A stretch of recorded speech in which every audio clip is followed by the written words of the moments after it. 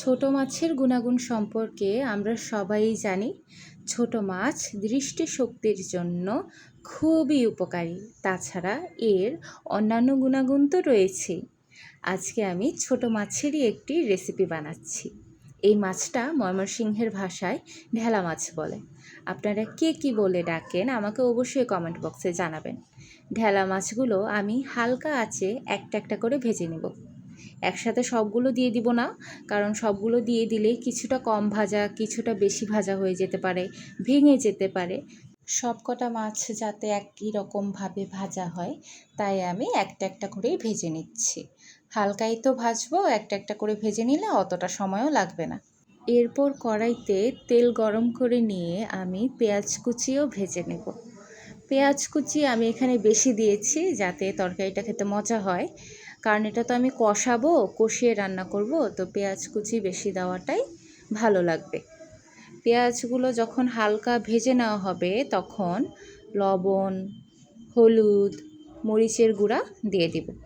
মরিচের গুঁড়া আমি আমার স্বাদ অনুযায়ী দিচ্ছি, আপনারা আপনাদের ফ্যামিলির সকলের স্বাদ অনুযায়ী দিতে পারেন।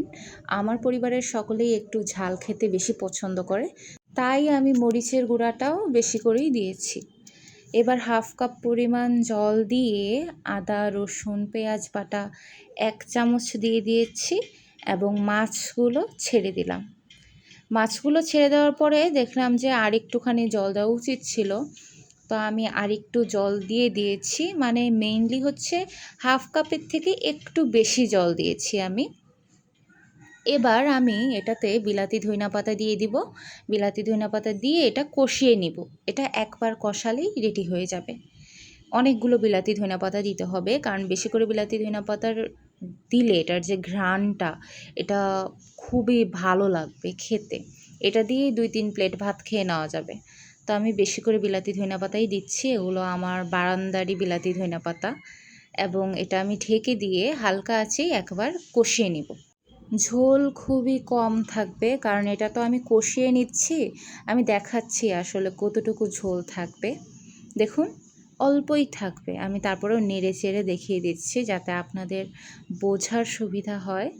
চুলার আঁচটা বন্ধ করে দেওয়ার পরও এটার ঝোল আরেকটু টেনে নেবে। এটাই আসলে টেস্ট বাড়িয়ে তোলে। তো আজকের রেসিপি এইটুকুই ছিল। আগামী রেসিপিতে আপনাদের সাথে দেখা হবে। দয়া করে আমার চ্যানেলটি সাবস্ক্রাইব করে দিবেন। ভালো থাকবেন। ধন্যবাদ।